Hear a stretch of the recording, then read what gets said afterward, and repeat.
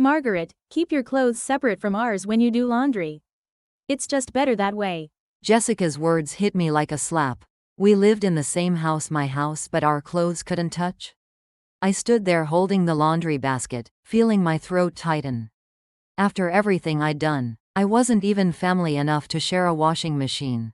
That's when I knew I wasn't a mother or grandmother here. I was just the help. But they had no idea what was coming. My name is Margaret Ann Henderson, though most people call me Maggie. I'm 72 years old. And for the past 20 years, I've been slowly disappearing. Not dying, worse than that. Fading into the background of my own life. Becoming so transparent that the people I love most don't even see me anymore unless they need something. It wasn't always like this. There was a time when I was vibrant, visible, essential. When my husband Robert was alive, I was his partner. We built a life together in Portland, Oregon, working side by side to give our son David every opportunity we never had.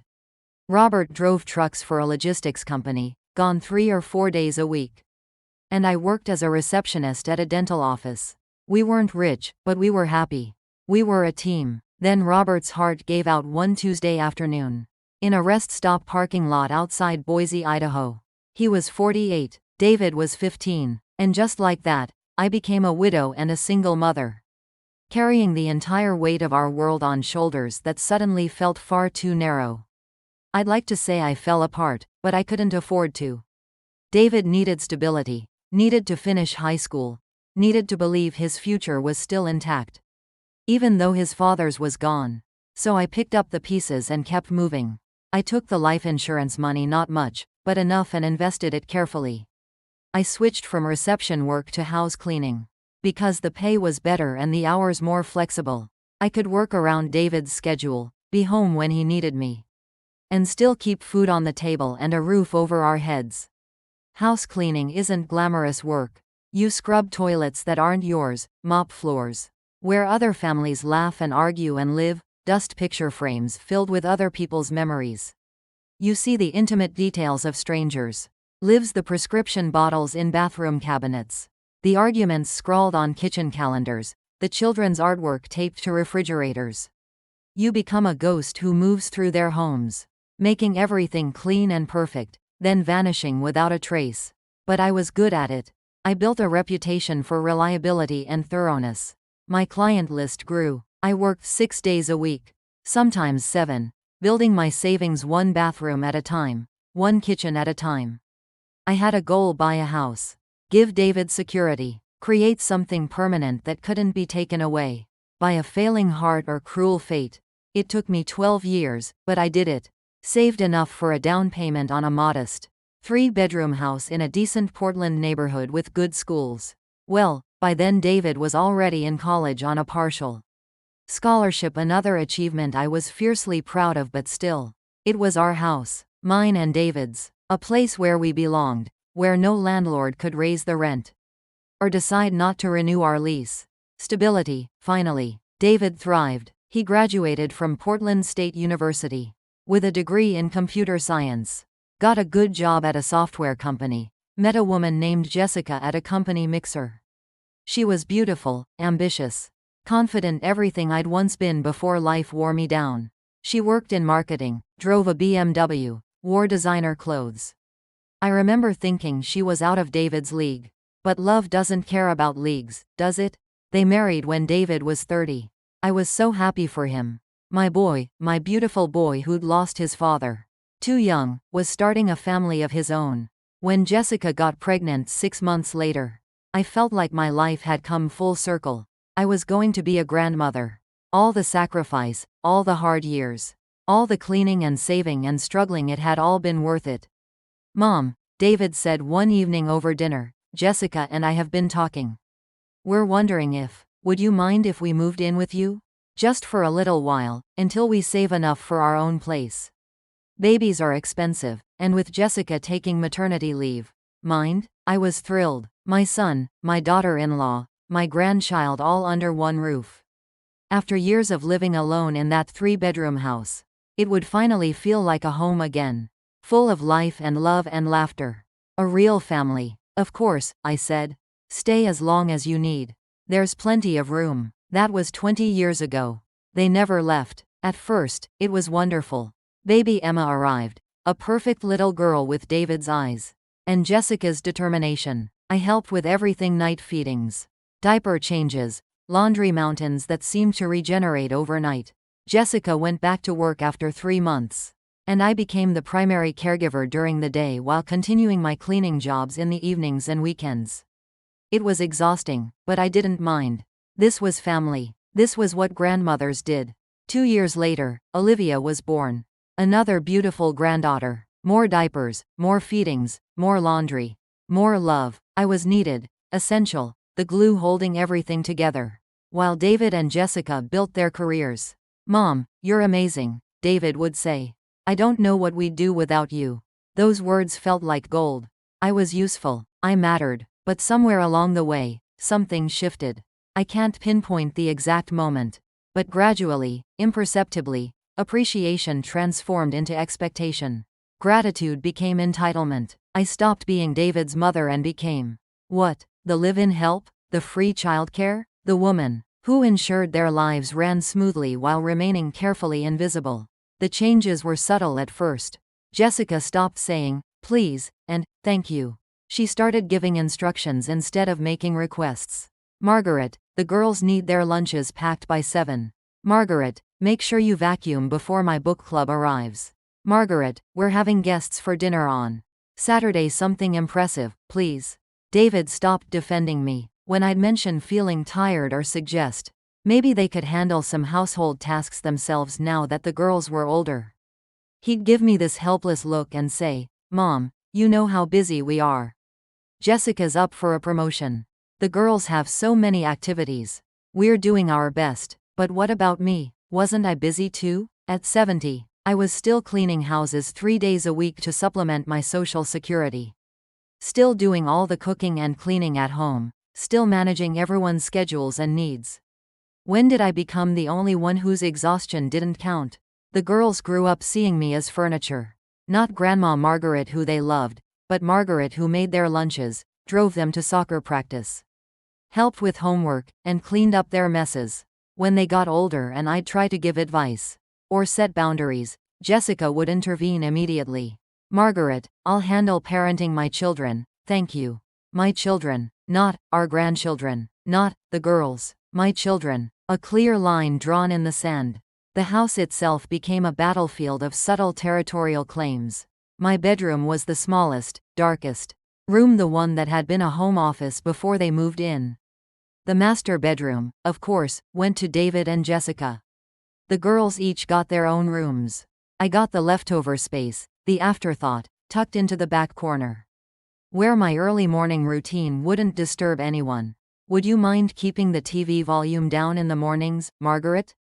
It's quite disruptive." Never mind that I'd been up since 5:30 making breakfast, packing lunches, tidying the kitchen, starting laundry. Never mind that this was my house. Bought with my money, paid for with years of scrubbing other people's toilets. I was supposed to be grateful they let me live there. Let me live there, in my own house. The living room became Jessica's domain. She redecorated 3 times, never asking my opinion. Always presenting the changes as fait accompli. My comfortable old couch gone, replaced with a modern sectional I found cold and uninviting. The family photos I'd carefully arranged rearranged or removed entirely. Even my spot, the corner where I'd sit in the evenings with a book, was somehow always occupied now. I'd hover awkwardly until someone noticed and grudgingly made space. Or I'd retreat to my tiny room. Holidays were the worst. I'd spend days cooking elaborate meals: turkey, ham, all the sides, homemade pies, while Jessica invited her family and took credit for the feast. Isn't this wonderful? I love hosting Thanksgiving. Her mother would compliment the cooking, and Jessica would smile and say thank you without once mentioning who'd actually been in the kitchen since dawn. I told myself it was fine. Family was complicated. Multi-generational living required compromise. I should be grateful to have them close, to see my granddaughters every day, to feel useful and needed. But I wasn't needed. I was convenient. There's a difference, you see. Being needed means people value you, miss you when you're gone, appreciate what you contribute. Being convenient means you're an appliance useful while functional, replaceable if you break down. I was about to discover exactly which one I was. It started with my back. 30 years of house cleaning, bending, lifting, scrubbing, reaching finally caught up with me. The pain began as a dull ache that I could ignore with ibuprofen and stubbornness. But over months, it evolved into something sharper, more insistent, impossible to dismiss. Getting out of bed became an ordeal. Carrying laundry baskets made me gasp. Even simple tasks like loading the dishwasher sent shooting pains down my legs. I finally saw a doctor. Dr. Chen, a young orthopedic surgeon with kind eyes, reviewed my X-rays and MRI with a frown. "Mrs. Henderson, your lumbar spine is severely degenerated. Years of repetitive stress have essentially destroyed the cushioning between your vertebrae. You're going to need surgery." Surgery. The word hung in the air like a threat. "How long is recovery?" I asked, already dreading the answer. 6 to 8 weeks of serious rest. No lifting, no bending, no strenuous activity. You'll need help at home, especially the first 2 weeks. Help at home. I almost laughed. I was the help at home. That evening, I told David and Jessica about the surgery over dinner. I'd rehearsed it in my head, trying to sound matter of fact rather than worried. Emma and Olivia were at friends' houses, so it was just the three of us at the kitchen table, a rare moment of quiet. "The doctor says I need back surgery," I began, setting down my fork. "It's pretty serious. I'll be out of commission for at least 6 weeks. David looked up from his phone, concern flickering across his face. "Oh, Mom, that sounds rough. When?" "He wants to schedule it for next month. I'll need help afterwards, especially the first couple weeks. I won't be able to." "Wait," Jessica interrupted, her voice sharp. 6 weeks? You won't be able to do anything for 6 weeks? Not, are you okay? Not, that must be scary. Just concern about my functionality." The doctor said. "David, how are we going to manage?" Jessica turned to her husband, her face pinched with annoyance. "Your mom handles everything around here. Cooking, cleaning, the girls' schedules." "I know," David said, running his hand through his thinning hair. "Mom, are you sure surgery is necessary? Could you try physical therapy first or?" "I've been in physical therapy for 6 months," I said quietly. "It's not working. The doctor says if I don't have surgery now, I might end up permanently disabled."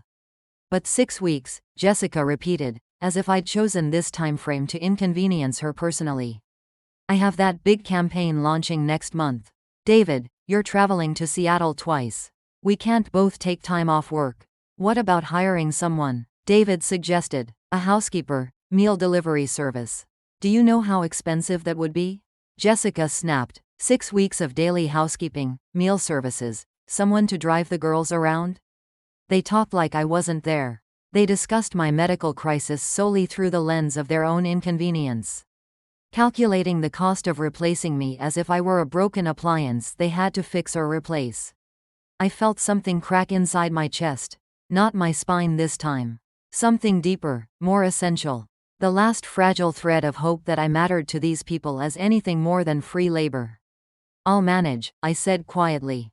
"Don't worry about it." But I was already worrying. Not just about the surgery, but about what came after. Because in that moment, watching my son and his wife calculate my value in terms of housekeeping costs, I finally understood the truth I'd been avoiding for years. I wasn't family here. I was just convenient. The surgery was scheduled for a Thursday in late March. Spring was trying to break through Portland's perpetual gray, and I watched cherry blossoms beginning to bloom outside Drive Chen's office window as his nurse went over pre-operation instructions. "Don't eat after midnight. Arrive at the hospital by 6 a.m. Bring a responsible adult to drive you home." A responsible adult. I had a son, a daughter-in-law, 2 granddaughters. Surely one of them qualified. "Mom, about the surgery," David said that evening. We were in the kitchen, me cooking dinner, him leaning against the counter scrolling through his phone. "Jessica and I talked, and Thursday's really bad for us. I have that presentation in Seattle, and Jessica has her client meeting that's been scheduled for months." I stopped stirring the pasta sauce. "David, it's surgery. I need someone to pick me up afterwards." I know. But couldn't you reschedule? Maybe pick a day that works better for everyone?" Everyone. As if my medical crisis was a dinner party we were trying to coordinate. The doctor's schedule is booked for 2 months out. This was the earliest. Can't you take an Uber home? Jessica appeared in the doorway, still in her work clothes, her face tight with irritation. People do it all the time now. After back surgery? Jessica, I'll be on pain medication. Someone needs to. We're not saying we don't care, Margaret. Her tone suggested otherwise. We're just saying the timing is really inconvenient. David's presentation could make or break his promotion, and I've been working on this campaign for 6 months. Can't your friend Carol take you? Carol, my 73-year-old friend with arthritis and cataracts who'd stopped driving at night 2 years ago. But Jessica didn't care to know that, because she'd never bothered learning anything real about my life. I'll figure it out, I said quietly, turning back to the stove. I did figure it out. Carol agreed to drive me despite her failing vision, bless her heart. We arrived at Providence Portland Medical Center in the pre-dawn darkness. And I changed into the hospital gown that always makes you feel like a child playing dress-up. Carol held my hand in the pre-op area, her grip firm despite the tremor in her fingers. You're going to be fine, Maggie, she said. And when you get out of this, you're going to think real hard about your situation. Real hard. The anesthesiologist came then, and I drifted away into pharmaceutical nothingness, Carol's words echoing in my fading consciousness. Think real hard about your situation.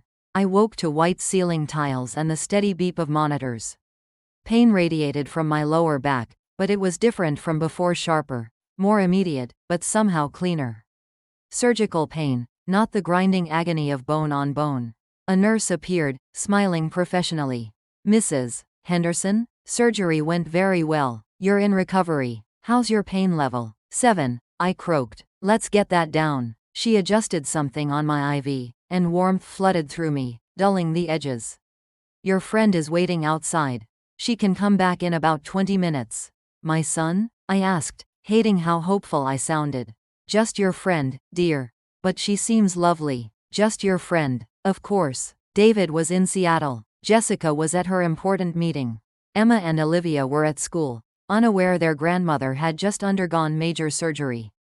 I was alone except for faithful Carol, waiting in an uncomfortable chair. With her failing eyes and arthritic hands, because she loved me enough to show up when my own family couldn't be bothered. The hospital kept me overnight for observation. Carol stayed until visiting hours ended, then promised to return first thing in the morning. After she left, I lay in the dim room listening to the sounds of the hospital, distant voices, beeping machines, footsteps in corridors. The woman in the bed next to mine had visitors constantly. Her daughter, son-in-law, grandchildren. They came in shifts, bringing flowers and magazines and cheerful chatter. Mom, we brought your favorite cookies, the daughter said. And Tommy drew you a picture. See, it's you in the hospital bed, but he gave you a superhero cape. The woman laughed, wincing slightly. That's wonderful, sweetie. Come give Grammy a gentle hug. I turned my face away, tears sliding hot down my temples into my hair. That should have been me. David should have been here with magazines and concern. Jessica should have brought flowers, even if she didn't mean it. The girls should have drawn me pictures. But I was alone. My phone buzzed once around 8 p.m. A text from David, hope surgery went okay. Flying back tomorrow night. Need anything? Need anything. As if I could text him a list. Dignity, respect, to matter to my own family. I didn't respond. Carol picked me up the next morning. The nurse wheeled me to the entrance while Carol brought her ancient Buick around. And I struggled into the passenger seat with movements that felt fragile and elderly. Every bump on the drive home sent jolts through my spine despite the pain medication. You can stay with me, Carol offered as we pulled into my driveway. I know it's small, but you shouldn't be climbing stairs, and isn't your room upstairs? Ground floor, actually, the back room. I didn't add that I'd been relegated there precisely because it was the least desirable space in the house. Still, you need help getting around, fixing meals. I'll manage, but thank you, Carol, for everything. She looked at me with such sadness that I had to turn away. She knew. She'd always known what I was too stubborn to admit, that I was slowly disappearing in that house, becoming less and less until there'd be nothing left. The house was empty when I hobbled inside. A note on the kitchen counter, "Welcome home. Had to run errands. Leftovers in fridge. J. Leftovers. I'd just had major surgery, and there were leftovers in the fridge. Not fresh soup, not a casserole, not even a sandwich prepared and waiting. Leftovers that I'd probably cooked myself days ago. I made my way to my small room, every step an exercise in pain management, and collapsed onto the bed. The medication made everything fuzzy and strange, but one thought came through crystal clear: this was my life now. Recovery happening in isolation, in the smallest room of my own house, with nothing but a note about leftovers to mark my return. The girls came home from school around 3:30. I heard their voices, their backpacks hitting the floor, the refrigerator opening. "Where's Grandma Margaret?" Olivia's voice drifted down the hallway. "She had some doctor thing," Emma replied. "Mom said she'd be resting." "Is she making dinner tonight?" "I don't know. Check the note. Some doctor thing." As if back surgery was a minor inconvenience, a dental cleaning, nothing worth remembering or caring about. Jessica arrived home around 6. I heard her heels clicking across the hardwood, heard her call out to the girls about homework and piano practice. No knock on my door. No, "How are you feeling, Margaret?" Just the sounds of life continuing around me as if I weren't there. David came home around 8, back from Seattle. I heard him in the kitchen with Jessica, their voices low but audible through my thin door. "How's your mom?" "I don't know. Haven't checked. She's probably sleeping. The note said she should rest. Should I go see her?" A pause. Then Jessica, "She's fine, David. The surgery was routine. Let her sleep. Besides, we need to talk about your presentation. Did they approve the budget?" And just like that, I was dismissed. Routine surgery. Nothing to worry about. Back to business. I spent the next 3 days mostly in bed, venturing out only for bathroom trips that left me sweating and shaking. Carol came by daily with soups and sandwiches, bless her. Jessica checked on me once, poking her head in the door with forced cheerfulness. "How are you feeling, Margaret?" "Sore. It's going to take time." Of course, of course. Listen, I hate to ask, but do you think you'll be up for light duties by next week? The house is getting a bit chaotic, and the girls really miss your cooking. Light duties. I'd had invasive spinal surgery 4 days ago, and she was asking about light duties. The doctor said 6 weeks of rest. Right, yes, but surely you can manage some things? Maybe just meal planning, or directing the girls on chores? They listen to you better than me. I looked at her standing in my doorway, not even fully entering my room, and something in me snapped. Not loudly, not dramatically. Just a quiet, final break, like a thread worn too thin. "No," I said, "no, I can't manage anything. I can barely walk to the bathroom. I need 6 weeks of actual rest, Jessica. 6 weeks where other people handle the cooking and cleaning and running around." Her face hardened. "I see. Well, I suppose we'll have to figure something out then." She turned to leave, then paused. "You know, David and I have been talking. This situation you living here, it's becoming complicated. Maybe after you recover, we should discuss other arrangements." "Other arrangements?" "There are excellent senior living facilities in the area. Places where you'd have your own apartment but also access to help when you need it. Medical staff on site, activities, people your own age. It might be better for everyone." She said it so casually, as if she were suggesting a new restaurant to try. Senior living facilities. She wanted to put me in a home. Box me up and ship me off because I'd stopped being useful. "This is my house," I said quietly. "Technically, yes, but we've been living here for 20 years, Margaret. The girls grew up here. It's their home too. We're just thinking about what's best for everyone long term. You're getting older, and your health issues are going to increase. Wouldn't it be better to be somewhere with proper support? Proper support, not family support. Proper support, professional support, paid support. Get out of my room, Jessica." "Excuse me? Get out, now." She left, her heels clicking indignantly down the hallway. I heard her find David, heard their voices rise in urgent, irritated conversation. Then silence. I lay in my bed, staring at the ceiling, and felt something shift inside me. Not just anger, though there was plenty of that. Something colder, harder, more resolved. They wanted to put me in a home. Ship me off like unwanted furniture. After everything I'd sacrificed, everything I'd given, every year I'd spent making their lives comfortable and easy, this was my reward. Exile. Carol came by that afternoon with chicken soup. She took one look at my face and knew something had changed. What happened? Jessica suggested I move to a senior living facility. Carol set down the soup carefully. Did she now? Said it would be better for everyone. That I'm getting older and will need more help. That they've been here 20 years and it's the girls' home too. The girls' home, Carol repeated slowly. The home you bought with your own money after breaking your back cleaning houses for 30 years. Yes, the home where you've been their free maid and nanny for 20 years. Yes. Carol sat on the edge of my bed, her arthritic hands folding over mine. Maggie, listen to me carefully. You have been trying to earn your place in this house, in this family, for 2 decades. You've been working yourself to death trying to prove you're valuable, trying to make them love you, trying to be indispensable. And what has it gotten you? Carol, a back so destroyed you needed surgery.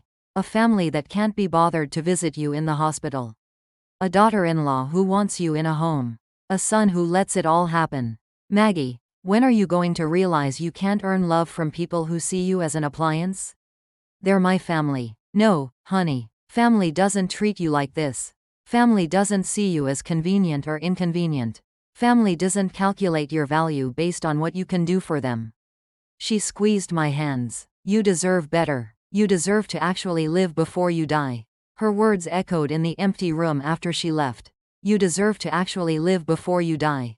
That night, I couldn't sleep despite the pain medication. I kept thinking about Jessica's words, about senior living facilities and other arrangements.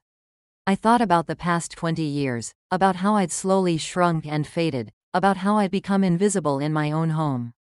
And I thought about my bank account. The house was paid off, had been for years. My Social Security covered my basic needs. I had savings from my cleaning work, maybe $60,000. Not a fortune, but enough.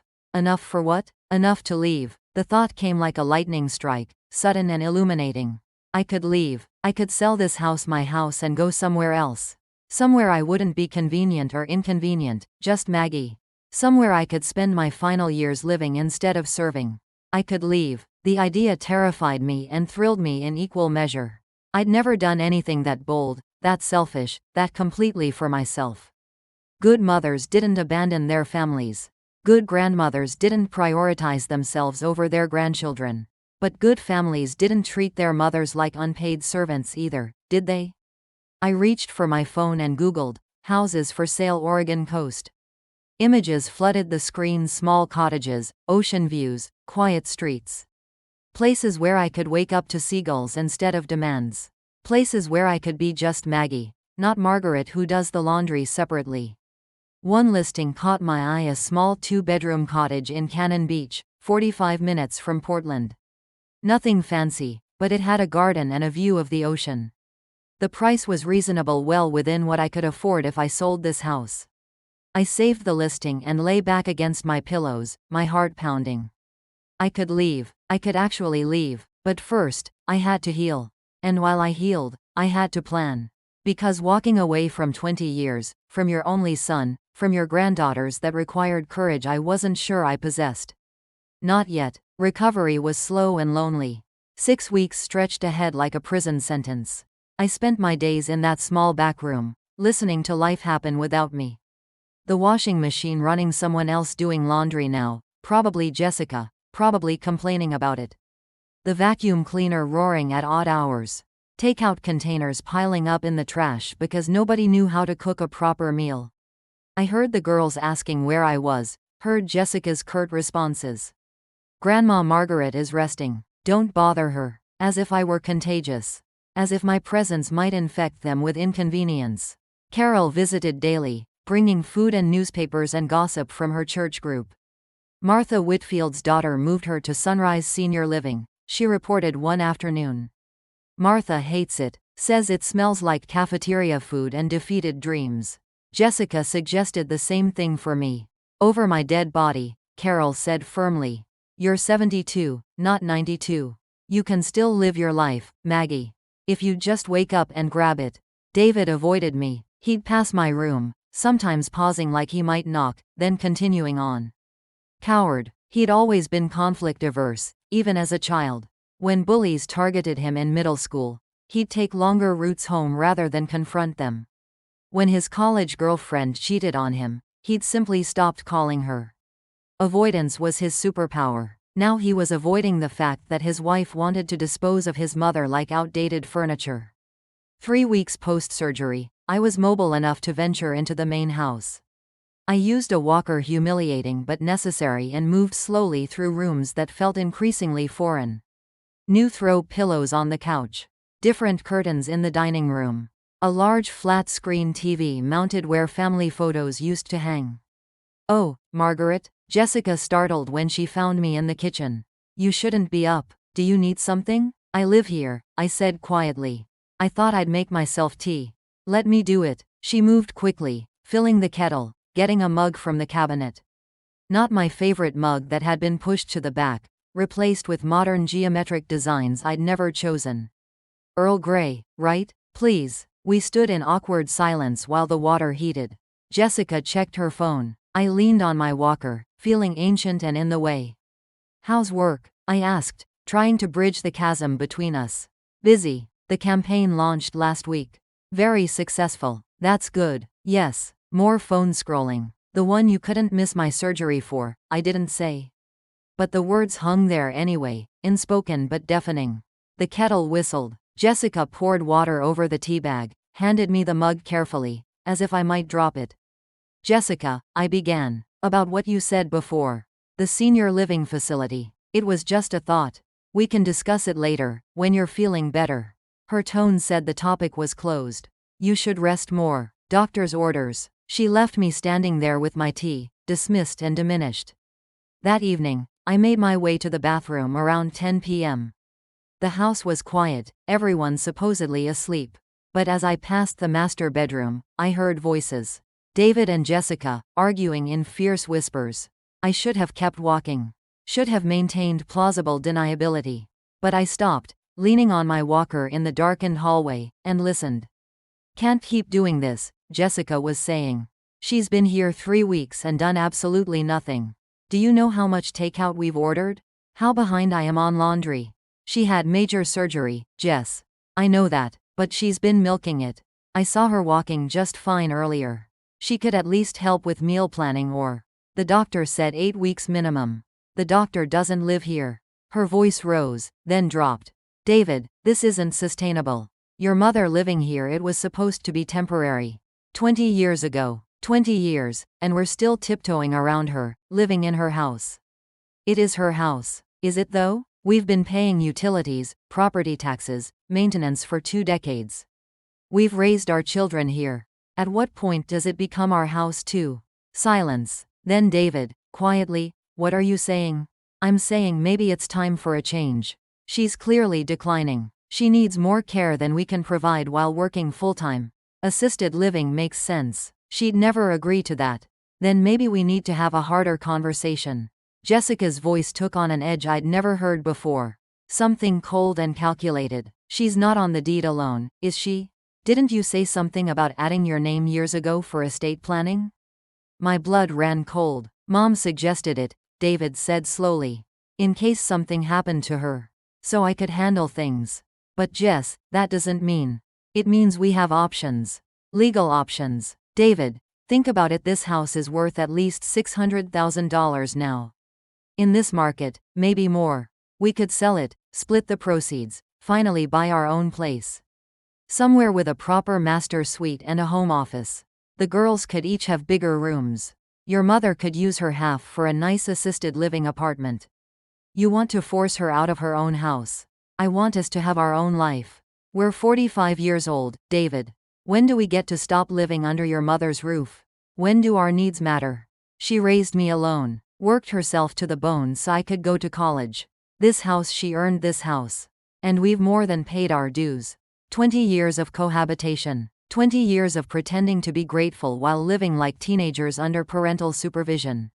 We've earned our freedom, David. Don't we deserve that? I didn't wait to hear more. I turned my walker around carefully, quietly, and made my way back to my small room.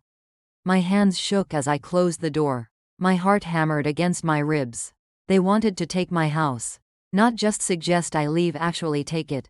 Use David's name on the deed to force a sale, to push me out, to divide up the home I'd bought with 30 years of breaking my back. I sat on the edge of my bed in the darkness and felt something settle over me. Not panic, not even anger anymore. Something colder. Clarity. Carol had been right. You can't earn love from people who see you as an obstacle. And I'd been an obstacle for a long time, standing between them and their own life, between them and freedom, between them and the equity in my house. I picked up my phone and opened the real estate listing I'd saved weeks ago. The Cannon Beach cottage, still available. Small but perfect. A place of my own where nobody could calculate my worth in dollars or inconvenience. Then I did something I'd never done before. I called a real estate agent. Hello? A woman's voice, surprisingly alert for 10:30 p.m. My name is Margaret Henderson.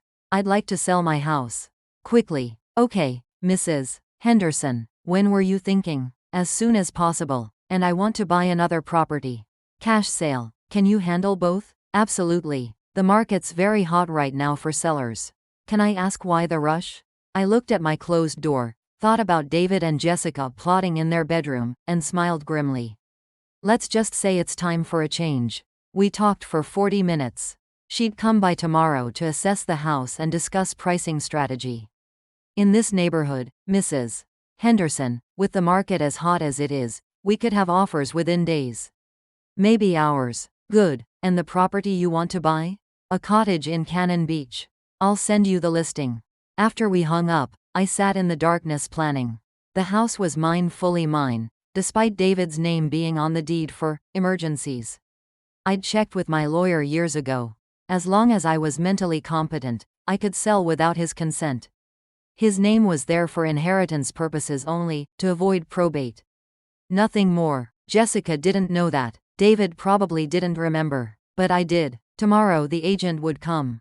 We'd list the house. In this market, it would sell fast, maybe within a week. I'd buy the Cannon Beach cottage with cash. I'd leave, and David and Jessica would come home from work one day to find boxes, moving trucks, and the reality that you can't steal what someone gives away first. Sleep didn't come easily, but when it did, I dreamed of seagulls and salt air, of a small garden where I'd plant tomatoes and herbs, of mornings without demands, of a life that was finally, completely mine. The next morning, I was up early despite the pain. I showered, dressed in real clothes instead of pajamas, put on makeup for the first time in weeks. When I emerged from my room, David was in the kitchen making coffee. Mom, you look better. I feel better. I poured myself coffee, met his eyes. Much better, actually. That's great, really great. He fidgeted with his mug. Listen, about last night.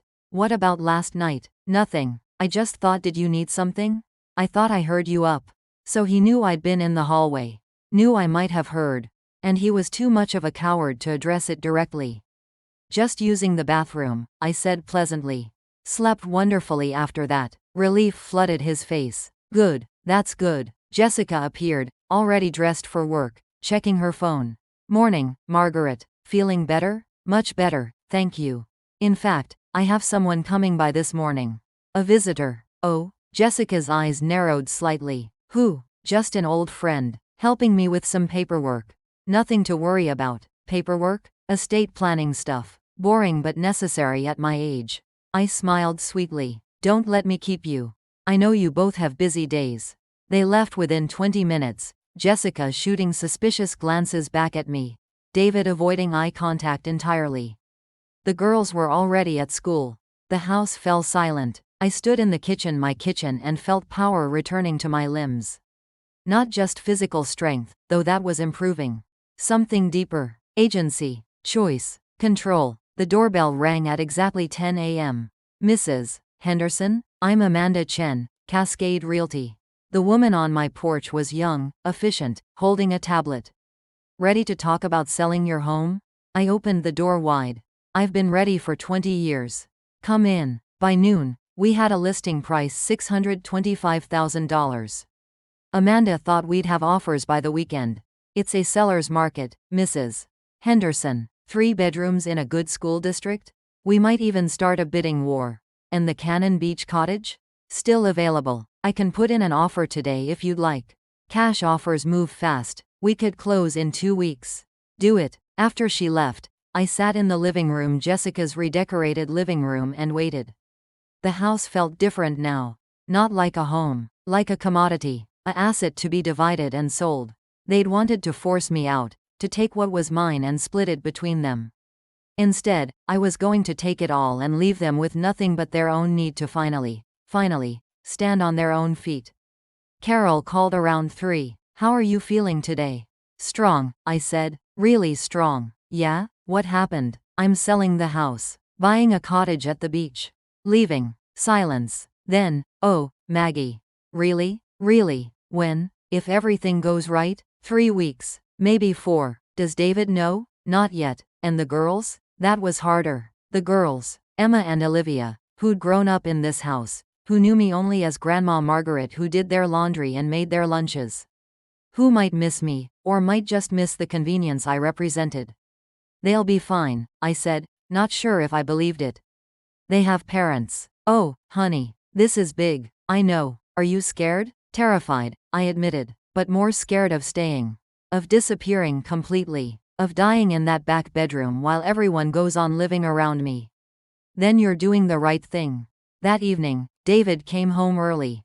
He found me in the living room, reading a book, looking peaceful. Mom, can we talk? Of course. He sat across from me, hands clasped between his knees. About what Jessica said about assisted living, she didn't mean it the way it sounded. She's just stressed with work and… David, I interrupted gently. It's fine. It is? Yes. In fact, I've been thinking about my future too. Making some plans. Relief washed over his face. Really? That's great, Mom. Really mature of you. Jessica and I just want what's best for everyone, you know? Maybe we can tour some facilities together, find somewhere you'd really like. I don't think that will be necessary. No, I'm handling things myself. He looked confused but didn't press. Jessica called him from upstairs something about Emma's permission slip and he fled gratefully, leaving me alone again. I returned to my book, a smile playing at my lips. 3 weeks, maybe 4, they had no idea what was coming. The offers came in 72 hours later. 5 of them, all above asking price. A young couple expecting twins.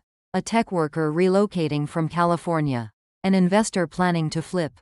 Amanda called Friday evening, breathless with excitement. Mrs. Henderson, we have a bidding war. The highest offer is $648,000. All cash. They'll waive inspection. Close in 2 weeks. I sat in my small room, phone pressed to my ear, and felt my heart race. $648,000. More money than I'd ever imagined having. Freedom, translated into numbers. Take it, you're sure? We could counter, try to push higher. Take it, I want this done. Understood. I'll draw up the paperwork. Can you come to my office Monday to sign? I'll be there. After we hung up, I sat very still. 2 weeks. In 2 weeks, this would no longer be my house. In 2 weeks, I'd be gone. The Cannon Beach cottage offer had been accepted too. $285,000, paid in cash from my savings and the down payment from the house sale. Small, manageable, mine. The rest of the money, over $350,000 after fees and taxes, would go into investments. Carol's son worked in financial planning. He'd help me set up something safe, something that would last. I was 72. If I lived another 20 years, that money would keep me comfortable. Independent, free. That weekend, I began packing. Slowly, quietly, while David and Jessica were out with the girls at soccer games and birthday parties. I had so little, really. Clothes, books, photo albums. My mother's china, carefully wrapped. A quilt my grandmother made. Things that mattered, things that were mine. Everything else could stay. The furniture Jessica had replaced. The kitchen gadgets I'd bought but she'd reorganized into obscurity. Let them have it all. I wanted nothing that carried memories of servitude. Carol came over Sunday afternoon and found me wrapping dishes in newspaper. You're really doing this. I'm really doing this. She sat on my bed, watching me work. How do you feel? I stopped, considered. Terrified. Exhilarated. Guilty. Free. All of it at once. The girls? That was the knife in my chest, the one thing that made me doubt. Emma and Olivia, my granddaughters. I loved them, truly. But they'd been raised to see me as furniture, as the woman who did things for them. Not as a person with needs and dreams. They'll be fine, I said again, more firmly. They have parents who need to actually parent. Will you tell them? Before you go? I don't know yet. Monday morning, I told David the first had a doctor's appointment. He barely looked up from his laptop. Need a ride? Carol's taking me. Okay. Feel better. At Amanda's office, I signed page after page. My hand cramped, but I kept going.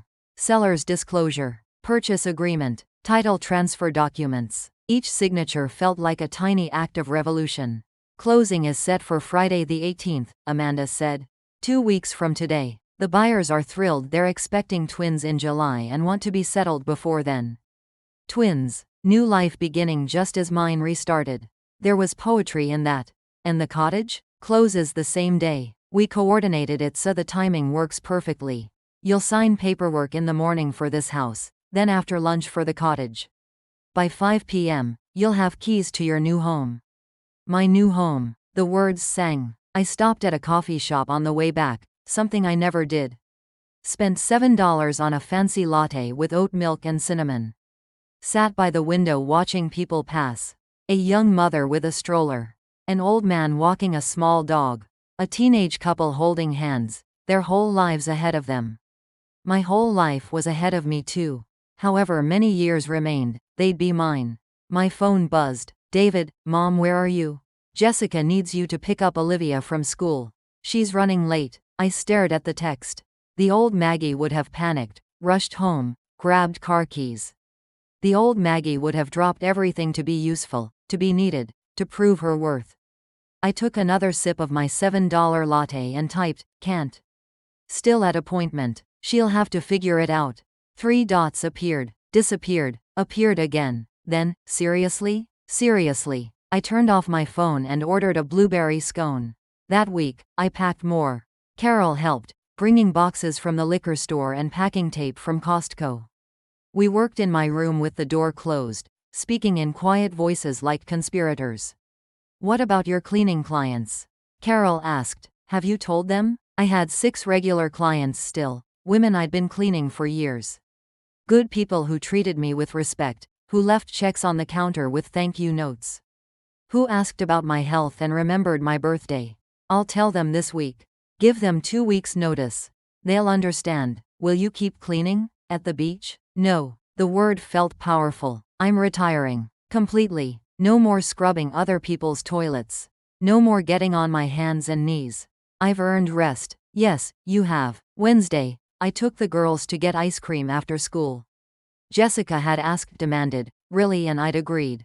One last grandmother outing before everything changed. Emma ordered mint chip. Olivia got cookie dough. We sat outside in the April sunshine, and I studied their faces. Emma, 12, already getting that teenage guardedness. Olivia, 10, still open and giggly. Grandma Margaret, are you feeling better? Olivia asked, chocolate chips smeared on her chin. Much better, sweetie. Good. Mom's been really grumpy about doing laundry. She says she hates it. Emma kicked her sister under the table. Olivia, shut up. What? It's true. She told Dad she can't wait until Grandma's back to normal. Back to normal. Back to useful. Back to invisible. Girls, I said carefully. I want you to know something. I love you both very much. They looked at me, suddenly wary. Kids have good instincts for serious conversations. We love you too, Emma said automatically. But sometimes people need to make changes in their lives. Sometimes what seems normal actually isn't healthy. Do you understand? Not really, Olivia said. I tried again. If someone is always doing things for you, always taking care of you, but never taking care of themselves, is that fair? Emma shrugged. I guess not. So if that person decided to do something for themselves for once, that would be okay. Right? Sure. Emma was already losing interest, checking her phone. I'd tried. That would have to be enough. Friday night, David came to my room. He knocked, which was unusual. I was packing books and didn't bother hiding it. Mom, can I come in? It's your house. He winced at that. It's your house too. Always has been, has it? He sat on my bed heavily. 45 years old, my little boy, with gray in his hair and worry lines around his eyes. I heard you, last week, when Jessica and I were talking. My heart skipped. Did you? You were in the hallway. I saw your walker, after. The shadow under the door. We looked at each other, truth finally sitting between us like a third person. I'm sorry, he said quietly. For what Jessica said, for what I didn't say. For all of it. Are you? Or are you just sorry I heard? He flinched. That's not fair, isn't it? I kept packing books, not looking at him. David, do you know what I've given up for this family? For you? Mom, 30 years of manual labor to buy this house.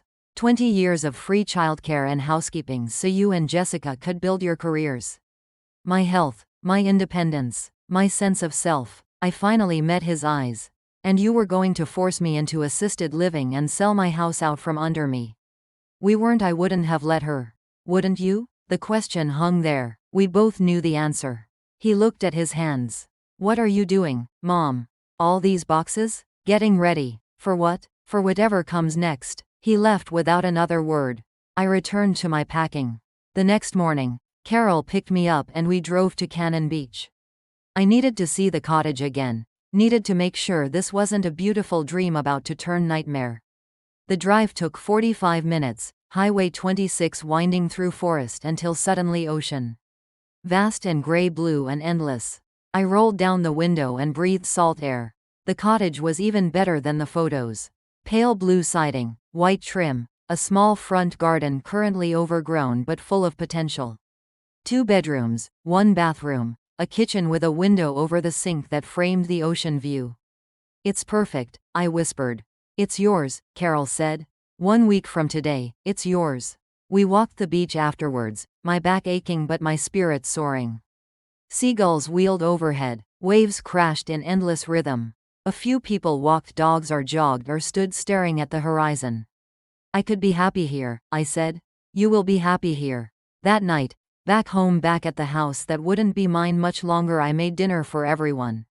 One last meal, pot roast, David's favorite, mashed potatoes, green beans, apple pie for dessert. They ate like they always did. Quickly, distractedly, phones nearby. Jessica complimented the roast absently. The girls argued about whose turn it was to clear the table. David said nothing at all. I watched them and felt nothing. Not anger, not love, not regret. Just distance. They'd become strangers who happened to live in the same space. Maybe they always had been. Monday came. Tuesday. Wednesday. Each day I packed a little more, worked a little more quietly, said a little less. I was disappearing again, but this time by choice. Fading out deliberately, strategically. Thursday night, Jessica knocked on my door. Margaret, can we talk? I opened the door. She stood in the hallway, arms crossed, face uncertain. I wanted to apologize for what I said about assisted living. David told me you overheard. That wasn't how I meant it to sound. How did you mean it to sound? She faltered. I just meant, you're getting older, and we worry. No, you don't. Excuse me? You don't worry about me. You worry about yourselves. About convenience. About equity. I kept my voice level, factual. And that's fine, Jessica. People are selfish. It's human nature. But don't pretend it's concern. Her face hardened. You know what? You're right. You want honesty? Fine. Living with you has been suffocating. 20 years of tiptoeing around, of pretending to be grateful, of dealing with your martyrdom. You act like you've sacrificed everything, but you chose this. You chose to live here. You chose to do everything for everyone. Nobody forced you. You're right, I said calmly. I did choose. And now I'm choosing differently. She blinked, thrown by my agreement.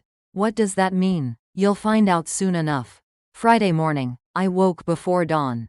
1 more week, 7 more days. I made myself coffee and sat in the kitchen as sunrise painted the sky pink and gold. The house was silent around me, everyone else still sleeping, and I felt at peace. 1 more week, and I'd be free. Friday the 18th arrived with rain. Gray Portland rain that felt appropriate for endings. I woke at 5:30 from habit, then remembered I didn't need to. No lunches to pack, no breakfast to prepare, no family to serve. I stayed in bed an extra hour, listening to rain on the roof, feeling deliciously rebellious. At 9 a.m., the moving truck arrived. Two men, efficient and professional, began loading boxes I'd staged in my room. Carol supervised while I went to Amanda's office for the first closing. The buyers were there, Michael and Sarah Chen, both in their early 30s, glowing with excitement and pregnancy. Sarah was obviously carrying twins, her belly enormous. "Mrs. Henderson," Michael said, shaking my hand warmly. "Thank you so much for this. We love the house. We'll take such good care of it." "I'm sure you will." We signed papers, transferred funds, exchanged keys. 20 minutes, and 30 years of my life belonged to someone else. "Will your family miss it?" Sarah asked as we stood to leave. "Your son and his family? They'll adjust," I said. At 1 p.m., I closed on the cottage. Different office, different people, but the same ritual. Sign, transfer, keys. By 2 o'clock, I was standing in the driveway of what used to be my house, watching the movers finish loading. Carol stood beside me, holding an umbrella over both our heads. "David and Jessica still don't know?" she asked. "They're at Emma's soccer tournament. They'll be home around 5. Maggie Henderson, you are cold-blooded. I prefer strategic." The moving truck pulled away at 2:30, headed to Cannon Beach. Carol would drive me there in an hour. First, though, I had one thing left to do. I went back inside the empty house. My footsteps echoed on bare floors. The furniture remained Jessica's choices, Jessica's taste. Let them keep it, but the walls were bare where my photos had hung. The kitchen cabinets were empty of my mother's china. Even the air felt different, cleaned out, ready for new life. I walked through each room slowly, saying goodbye. The kitchen where I'd made 10,000 meals. The living room where I'd shrunk into the corner. The small back bedroom where I'd disappeared. Then I went to the dining room table and pulled out the envelope I'd prepared. Inside, a letter. Short, direct, final.